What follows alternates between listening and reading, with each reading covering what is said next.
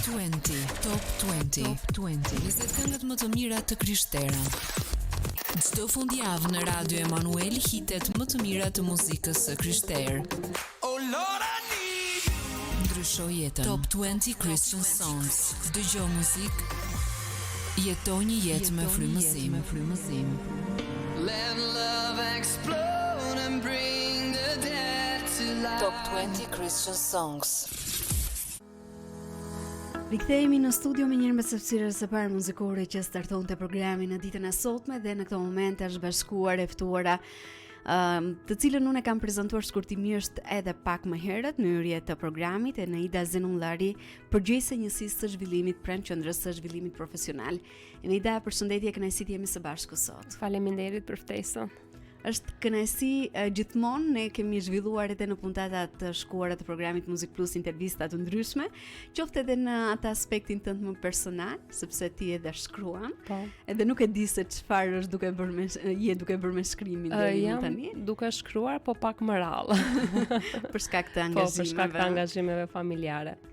Edhe profesionale. Patjetër, por nuk është se e kam lënë pas, domethënë, talentin tim ose dëshirën për të shkruar, por normalisht çdo gjë është me faza. Patjetër. Kështu që megjithatë sot ne do të flasim më gjatë dhe do të zbulojmë për dëgjuesit më shumë informacion, do t'japim tepër detaje në lidhje me kurset profesionale, duke qenë se ti je përgjegjëse por dhe specialiste pranë kësaj qendreje. Dhe dua ta nis nga ajo që ndoshta shumë spontanisht njerëzit mund të pyesin. Kur dikush dëshiron të regjistrohet në një nga kurset tuaja, çfarë është gjëja e parë që një individ, një person duhet të di? atëre, fillimisht po jap një informacion të shkurtër pra rreth institucionit tonë. Qendra e formimit profesional është një institucion shtetëror. Pra atje ofrohen kurse afat shkurtra profesionale, por mënyra e zhvillimit të këtyre kurseve është, domethënë, funksionon tamam si në një shkollë. Gjimnaz i përgjithshëm apo shkollë profesionale. Pra, po them për mënyrën e ndjekjes të mësimit, të regjistrimit e të tjerë. Pra, është, siç e thash pak përpara, është institucion shtetëror ku mësimi zhvillohet normalisht si në një shkollë, vetëm se afatet janë diku, domethënë, po them maksimumi 4 muaj gjysmë, 5 muaj. Kjo është informacioni kryesor. Ju ku i keni zyrat momentalisht? Është zyrat janë në hyrje të Korçës, është ndërtesa është ish uzina e precizionit. Kemi, domethënë, kabinete të mirëfillta ku mund të zhvillohen kurset profesionale, edhe faza teorike dhe faza praktike, pra janë sepse janë të ndërthurura. Janë të ndërthurura, pra janë tavolina pune, si mund të themi, janë ato ishujt e punës ndryshe në gjuhën teknike. Zhvillohet një pjesë, domethënë, e praktikës dhe teorisë atje, dhe më pas kursantët kalojnë në biznes, por ndoshta mund ta shpjegoj pak më vonë. Ne do të flasim edhe për bashkëpunimin që keni me bizneset në qytet. Kush mund të regjistrohet? A ka një moshë të caktuar apo kurset janë të hapura për gjithë ata që duan të mësojnë një profesion të caktuar? Kemi disa kushte. Mosha e regjistrimit varion nga 16 deri në 18 vjet në varësi të kursit profesional. Dhe më pas, limit moshe është vetëm mosha, domethënë, në prag pensioni. Të gjithë mund të regjistrohen, por në varësi të kurseve. Kurse që kanë një rrezikshmëri pak më të lartë, për shembull elektrik, apo ndoshta kërkojnë një moshë pak më të rritur. Ose edhe kjo lidhet edhe pak edhe në bazë të arsimit. Ka kurse që kërkojnë arsimin, domethënë kërkojnë arsimin gjimnazin, dhe normalisht që mosha duhet të jetë 18 vjet për të regjistruar. Si në kurse sekretari, për shembull, gjimnazin e përgjithshëm, Të përgjithshëm. Po. Pra, kushti kryesor është mosha, dhe kushti kryesor tjetër shumë i rëndësishëm është arsimi. Pra, pjesa më e madhe e kurseve, si të thuash, kushtin kryesor ka që aplikanti të ketë mbaruar arsimin bazë të detyruar, pjesa më e madhe e kurseve, dhe një pjesë e vogël e kurseve kërkojnë arsimin, domethënë, të mesëm. Momentalisht kurset tuaja frekuentohen më tepër nga vajzat apo nga djemtë? Varet nga profili, sepse kurse si manikyr, pedikyri, parukeri, robagjepsi preferohen më shumë nga vajzat, por kjo nuk do të thotë që nuk nishen nga djemtët, sepse ne aktualisht kemi djemë që ndjekin kurse profesionale për shembull parukeri, për momentin kemi aktualisht 2 djemë të regjistruar, kemi pasur djemë të regjistruar në kursi i robaqepsisë, por mund të jetë edhe ana sjelltas, kemi dhe vajza që regjistrojnë te kursi i berberit, kemi vajza apo gra që janë regjistruar te kursi i elektrikut, sigurisht që përqindja është pak e vogël, por përsëri nuk është se interes ka pasur. Po, patjetër. Gjithsesi. Patjetër. Nëse dikush nuk ka ndoshta një përvojë dhe nuk ka ndjekur shkollë profesionale më përpara, a mund ta themi kështu nga zero, pa frikë, edhe pse jo për të pasur sukses edhe në fund për të punësuar, sepse mbi gjitha ky është edhe qëllimi i individëve që besoj frekuentojnë kurset tuaja. Pjesa interesante, më e bukur dhe më e vështirë e kurseve profesionale është që grupi është shumë i ndryshëm. Përbërja e grupit është, domethënë, kursantët janë shumë të ndryshëm. Kjo për sa i përket në aspektin e moshës dhe në aspektin e njohurive të tyre. Sepse mund të jetë një kursant që është 16 vjeç apo 18 vjeç si është, domethënë, limiti i regjistrimit, dhe njohuritë e tij mund të jenë fillestare. Por ndërkohë në të njëjtin grup mund të jetë një kursant që është më i rritur, që mund të ketë punuar qoftë në emigracion, qoftë edhe këtu, dhe mund të ketë një background rreth profesionit. Por ne jemi të detyruar që ashtu është dhe kurrikula, janë të gjitha kurrikulat, ne nisim nga zeroja. Ne nisim që nga çfarë është kursi hidrauliku, çfarë është kursi elektrikut, pra nisim nga zeroja. Dhe interesantja është sepse duke qenë se grupet janë të ndryshme, kursantët kanë njohuri të ndryshme, ata shpërndajnë eksperiencat e tyre me njëri tjetrin, shpërndajnë përvojat e punës, dhe normalisht dhe kursantët që janë të rinë në moshë apo kursantët që kanë pak njohuri, domethënë si të thuash, këta kursantët e tjerë që kanë më shumë njohuri janë si një shkollë e dytë por që informacioni shpërndahet në një lloj për të gjithë dhe normalisht ne do ta nisim patjetër që nga pika fillestare. Meqense përmende, ka shumë persona të cilët vinë nga emigracioni në kuptimin që kanë vendosur tashmë të jetojnë këtu, ta zhvillojnë jetën këtu, edhe profesionin këtu.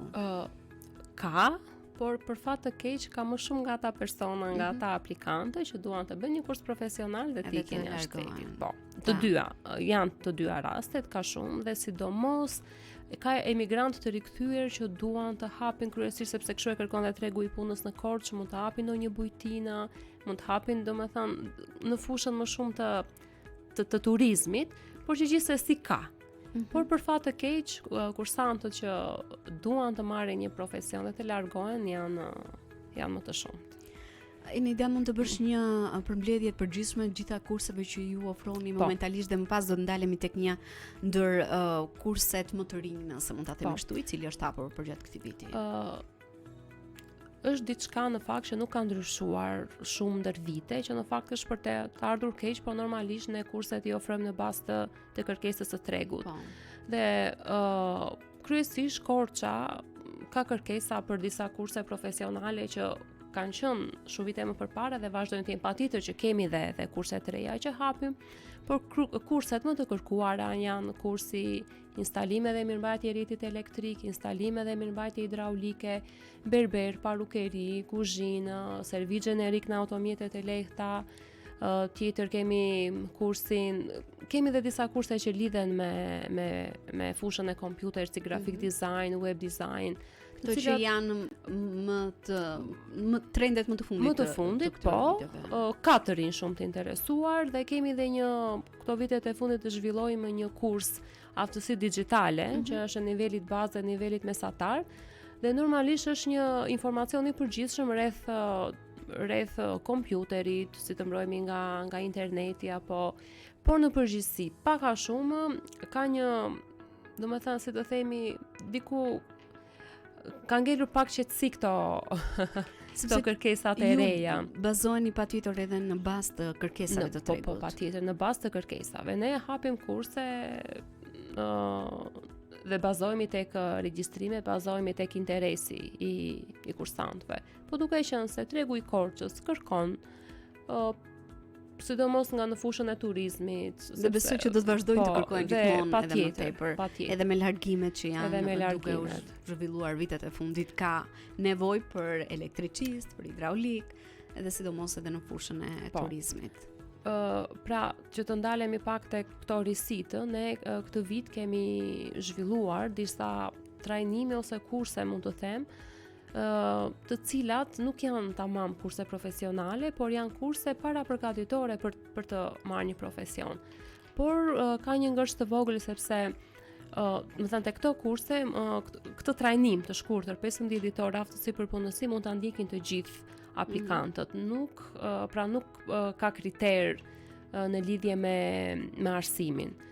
Por problemi është që edhe nëse ndjek këtë trajnimin e shkurtër apo kursin e shkurtër, përsëri nuk ke mundësinë që të ndjekësh një kurs profesional sepse ne na duhet me patjetër një dëshmi e arsimit.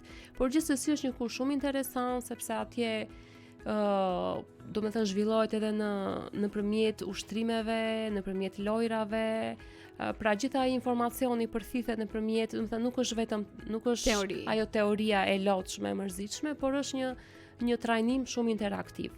Dhe atje mësohet se çdo të thotë të komunikosh mirë në një ambient pune, çdo të thotë të punosh në një grup, çdo të thotë, domethënë mëson disa informacione rreth teknologjisë, çfarë është Yellbenia, si ti marrim shërbimet nga Yellbenia, pra është një trajnim shumë i bukur. I shkurtër, por shumë i bukur dhe i mjaftueshëm për të marrë një uri të bazë, domethënë çfarë të pret ty tek ajo puna që do shkosh të punësohesh. Si ka erdhur kjo risi, në kuptimin ju e patë nevojshme diçka të tillë për personat të cilët ndiqnin kurset tuaja? Apo ndoshta ka erdhur dhe vetë si kërkesë e është një trajnim bizneseve? që është zhvilluar në gjithë Shqipërinë, nuk është se është zhvilluar vetëm në qytetin e Korçës, është implementuar në të gjitha qendrat në Shqipëri dhe ka rezultuar e suksesshme sepse normalisht të themi të drejtën aplikantët kanë qenë pak skeptikë në fillim, sepse dhe kategoritë që ne duhet të përfshijmë kanë qenë pak kategori të vështira, por kanë qenë skeptikë në lidhje me ndjekjen për shkak të mundësive të pakta për të ndjekur fëmijët, probleme sociale etj, por në momentin që ata e kanë ndjekur trajnimin, janë ndjerë shumë të kënaqur, të përfshirë dhe domethënë si të thuash e kanë marrë atë informacionin kryesor. Jam e sigurt që do t'ju shërbejnë në momentin që do të përballen në një biznes apo diku ku ata duhet të punësohen. Madje unë do shtoja edhe një risi, ne jemi duke hapur një kurs të ri, është krijuar një kurrikul e re, e cila ka të bëjë me këto punët artizanale, është thurje me grep dhe makrame.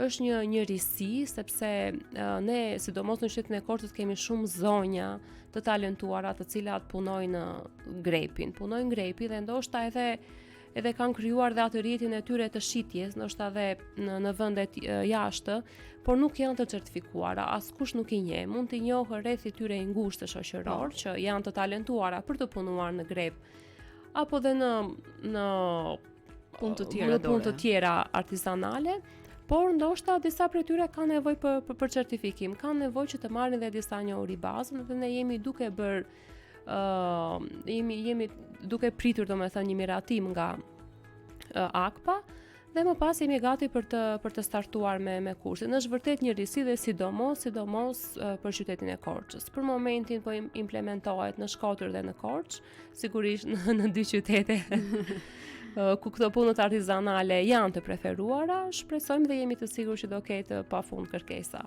Më vjen mirë për gjithçka që jeni duke ofruar edhe sidomos duke sjell për të rinjt kurse të tilla, të cilat për hir të së vërtetës të rinjt janë më tepër të fokusuar tek fusha të tjera dhe shumë pak prej tyre tek punët artizanale, megjithatë ka të rinj të talentuar të cilët për fat të mirë kanë të trashëguar edhe nga familjarët e tyre punën e dorës dhe pse jo për ta përcjellë gjithmonë edhe më tepër në gjithë komunitetin ku ne jetojmë.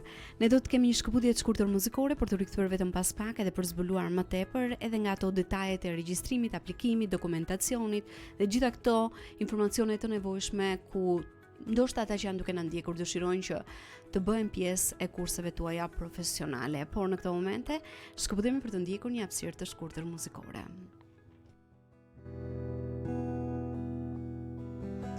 Dashuri e Perëndis asnjëherë nuk ka kufi, është e derdhur tek çdo njeri. Kjo e madhe dashuri dhën përmes spirit të tij për të na çuar në liri. Vetëm zemra po të hap, dashuria e tij do të vi dhe shpejt jeta ime do jetë e tij. Dorën unë t'i zgjas atij, haj më merr me dhenshuri, dashuria e tij nuk ka kufi.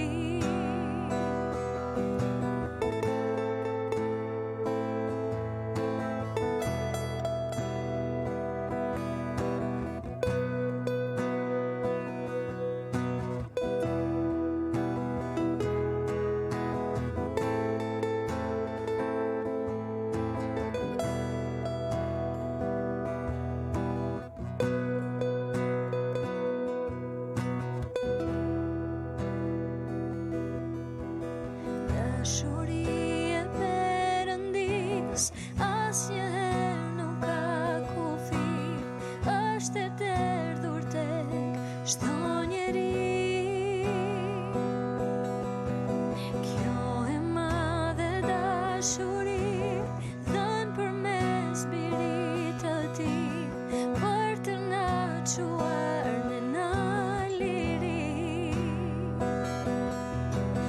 Vetëm zemra po të hap, dashuria e tij do të vi dhe shpejt jeta ime do jetë e tij.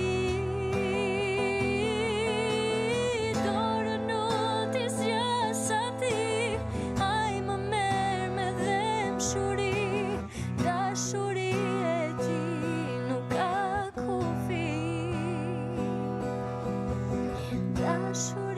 Dashuri e Perëndis kënduar nga Gloria Nura është kjo këngë e cila na rikthen në studio në programit Music Plus për të vërtetuar bisedën në ditën e sotme me Eneida Zenullari, përgjegjëse e njësisë zhvillimit pranë qendrës së zhvillimit profesional. Eneida në ditën e sotme është duke na prezantuar me një pasqyrë të përgjithshme të gjitha kurseve profesionale që ofrohen pranë qendrave të tyre dhe mbi gjitha pse jo duke u prezantuar dhe me risit apo trajnimet cilat janë duke u zhvilluar thuajse për herë të parë për gjatë këtij viti.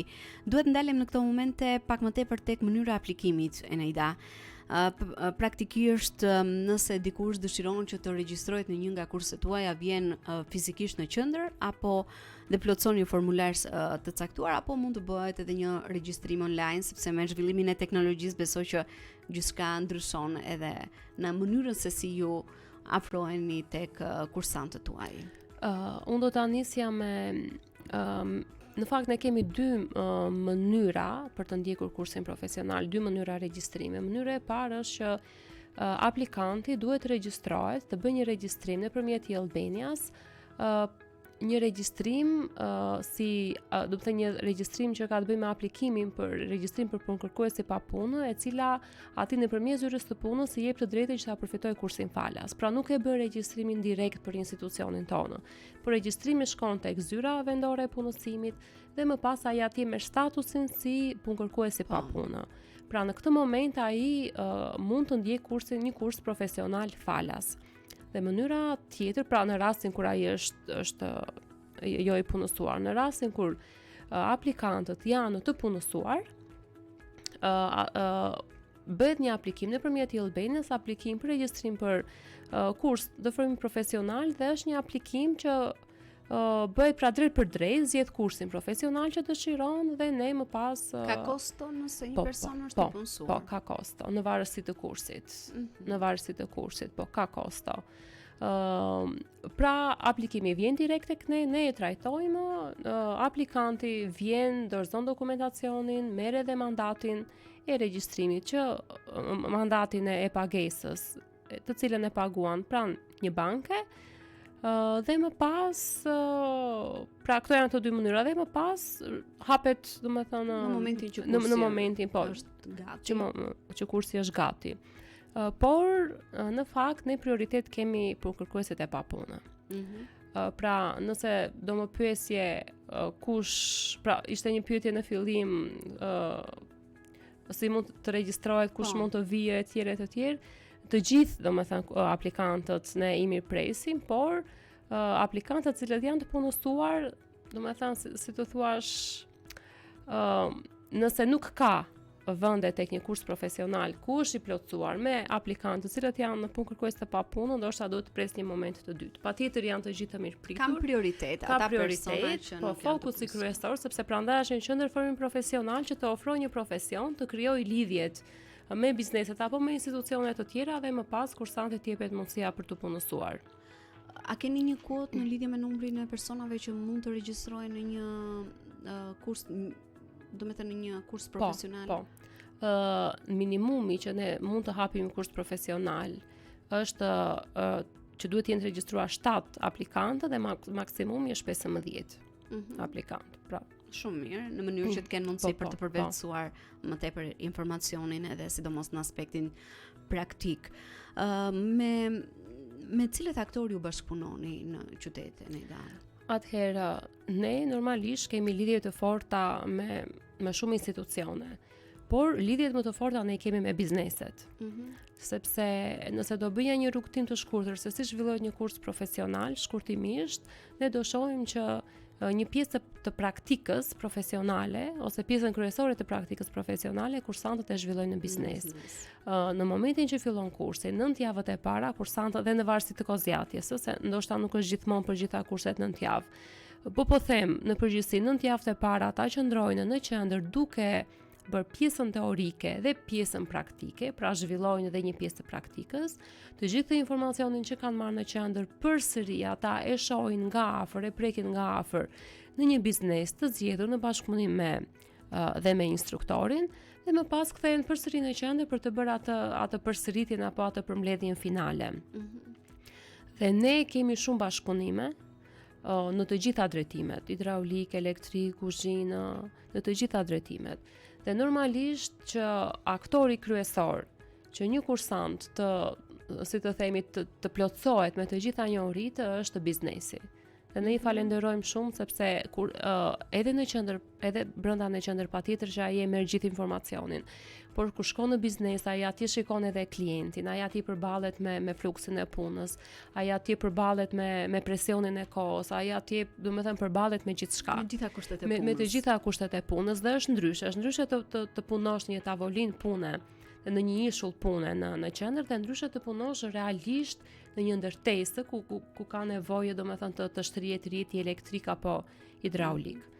A ka pasur raste, ndoshta mund të sjellësh shembullin e disa rasteve suksesi që ju keni pasur në lidhje me punësimin e këtyre të rinjve dhe dua të pyes që a ka ndodhur që të punësohen tek bizneset që ata kanë bërë praktikën e tyre? Po, ne kemi pasur shumë raste suksesi. E thash, rastet e suksesit mund të jenë të punësuar, të vetë punësuar, që nësi ka e rëndësishme është që kursantët të krijojnë të ardhurat e tyre.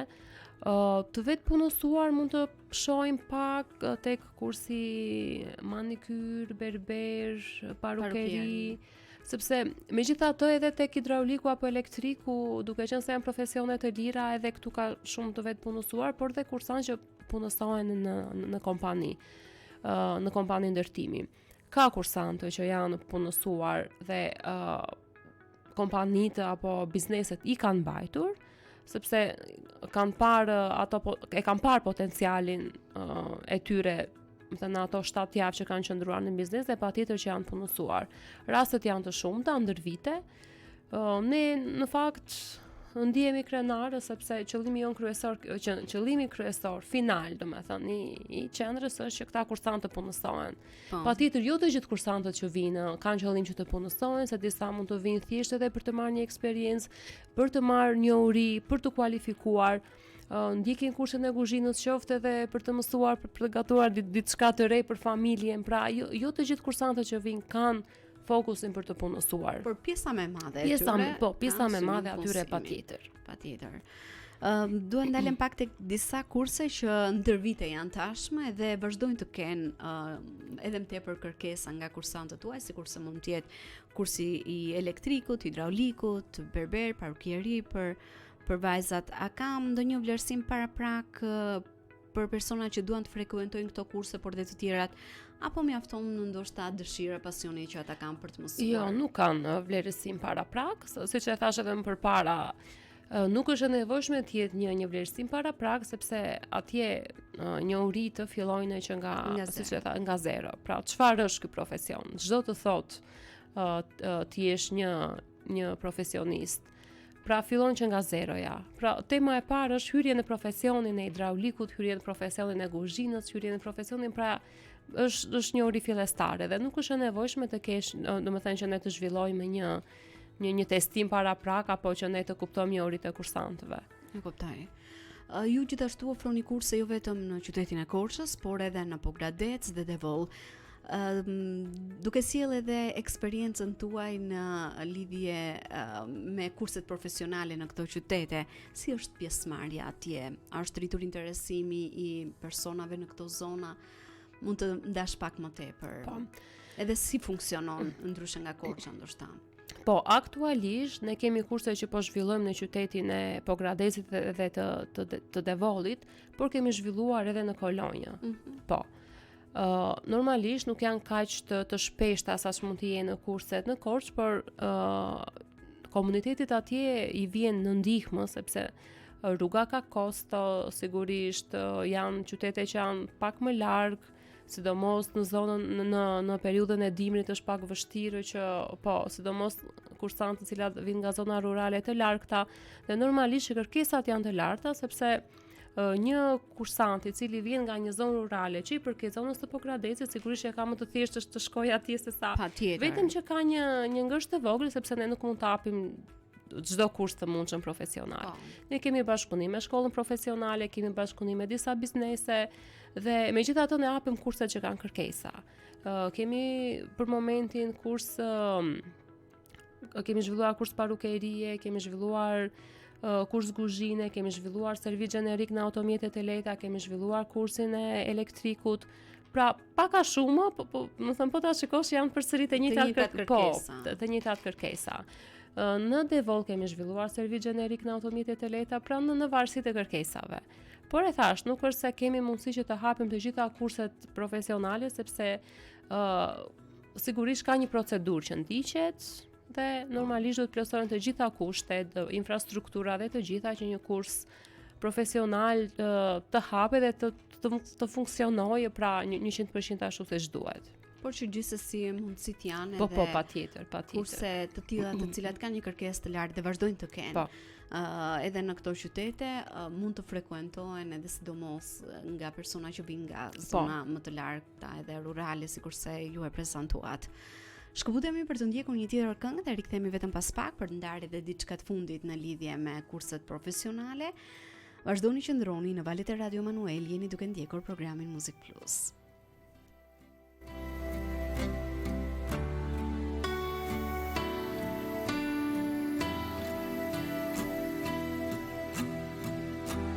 Më shumë dashuri, më shumë fuqi, më shumë prej teje në jetën time. Më shumë dashuri, më shumë fuqi, më shumë prej teje në jetën time. Do të ta adhuroj me gjithë zemrën time.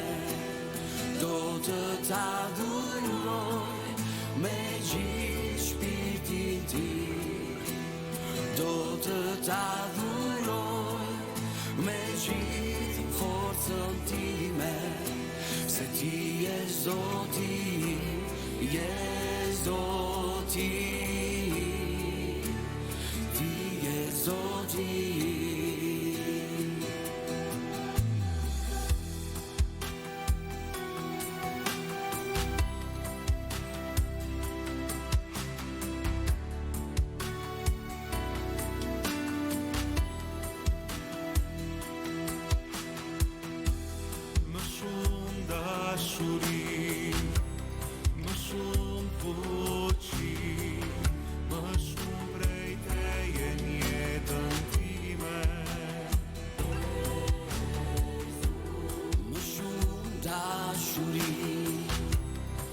shumë fuqi, më shumë prej teje n'jetën time, do të ta adhuroj me gjithë zemrën time, do të ta adhuroj me gjithë shpirtin tim, do të ta adhuroj me gjithë forcën time, se ti je Zoti, je Zoti, ti je Zoti.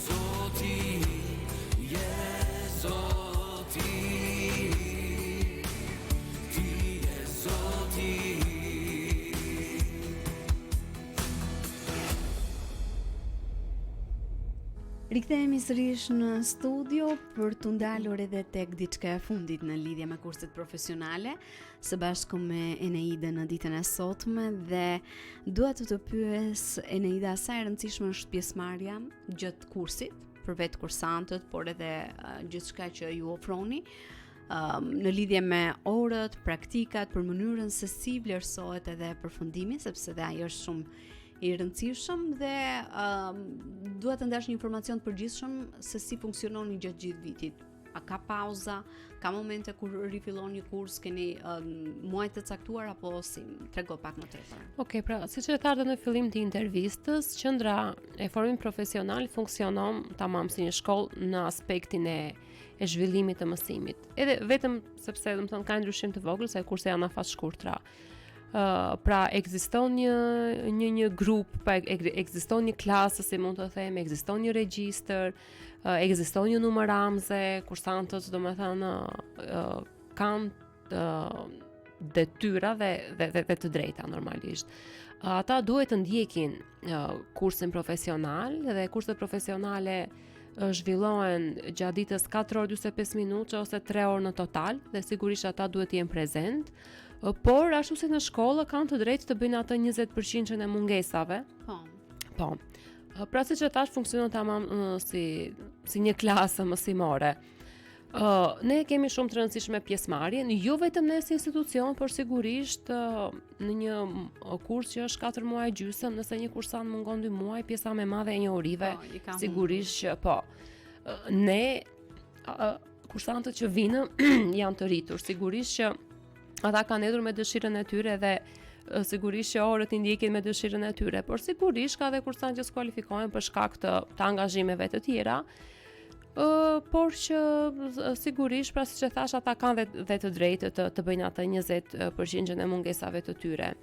Për sa i përket funksionimit të kurseve, ne nuk kemi momente pauze. Pra, një kurs mund të fillojë në shkurt, një kurs tjetër mund të fillojë në mars, kemi kurse që mund të zhvillohen edhe gjatë periudhës të verës, dhe që mund të startojnë në periudhën e verës, kurse që fillojnë në muajin shkurt, qershor, korrik, gusht. Pra gjatë gjithë vitit, po, nuk ka pauza. Thjesht keni një lloj specifike në momentin që kursi duhet të plotësohet nga një numër i caktuar kursantësh. Në momentin që kursi plotësohet me mbi 7 aplikantë, sigurisht ne kemi të drejtë që ta nisim kursin profesional. Nuk funksionon si në shkollë, ku është një lajm i keq, nuk kemi pushime dimërore, pra sepse funksionon si sepse po. periudha për të ndjekur një kurs Është shumë e shkurtër, pra, patjetër, po. gjithçka do të jetë intensive. Po. Në mënyrë që gjithë informacioni të merret ashtu siç Po. duhet, besoj. Në lidhje me vlerësimin përfundimtar.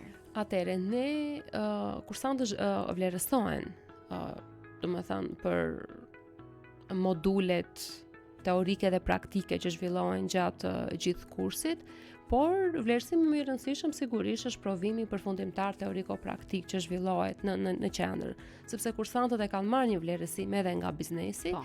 por sigurisht vlerësimi kryesor, si mund të them, është provimi përfundimtar që bëhet ditën e fundit. Kursantët pyeten apo testojnë në lidhje me njohuritë teorike që kanë, dhe më pas zhvillojnë edhe një, si mund të them, një proces praktik varet nga teza, domethënë Po. që ai zgjedh. Nga gjithë ato që kanë Nga të gjitha, po, mësuar nga ato që kanë për gjatë mësuar. këtyre muajve. Po. Duke qenë se jemi në përfundim të këtij viti, dua të të pyes edhe diçka të fundit në lidhje me vitin e ardhshëm. Keni menduar për diçka ndryshe apo kjo do të varet edhe nga kërkesat e aplikantëve? Po, qendrat e formimit profesional janë dinamike, normalisht për shkak të kërkesave të tyre. Sigurisht ne duam që ofertën e ofrimit të kurseve profesionale ta pasurojmë. Por sigurisht e thash edhe në fillim që ne varemi edhe nga dëshira e aplikantëve, por mendojmë që këto, domethënë t'ja lejmë vitit tjetër, por mendojmë që dhe kurset të reja profesionale sigurisht që ne Dhe do sidomos në bazë po, të kërkesave. në bazë të kërkesave. tregut. Por që po them, ne synojmë dhe sigurisht që duke qenë se këto trendet e viteve të fundit janë në këto kurset që lidhen me aftësi digjitale, Po. që lidhen me kompjuterin, pse jo, të kemi sa më shumë kërkesa dhe sepse kurrikulat ekzistojnë patjetër, po të kemi sa më shumë kërkesa me kurse që lidhen sigurisht me aftësi të digjitale, por sigurisht ne nuk mund të lëmë nga pas edhe kurset bazë që kemi për ato që përmenda më përpara, sepse për ato ka nevojë tregu. Sigurisht që dhe jam shumë e sigurt që disa kurse profesionale, siç është kuzhina, siç është parukeria, për sa kohë këto janë shërbime, Po. nuk mendoj që do shterojnë asnjëherë, janë shërbime. Është Njerëzit vërtet. kanë nevojë për shërbime, kështu që edhe këto kurse do vazhdojnë të ekzistojnë. Do ketë gjithmonë kërkesë dhe nevojë në tregun e punës për persona të cilët ofrojnë këto shërbime. Eneida, unë të falenderoj vërtet shumë për gjithçka që ndave në ditën e sotme. Ishte kënaqësi të zhvillonim këtë bisedë së bashku dhe ju uroj shumë suksese në punën tuaj të përditshme. Faleminderit. Gjithçka që ofroni për Kënaqësi edhe për mua. persona që frekuentojnë kurset tuaja. Faleminderit. Të uroj një ditë mbarë në vazhdim. Ne këtu përfundojmë bisedën tonë në studio. Shkëputemi për të ndjekur një tjetër hapësirë muzikore dhe rikthehemi së bashku miq për të vazhduar me minutazhin e mbetur të puntatës së ditës së sotme. Jetë lumi yt blå dashur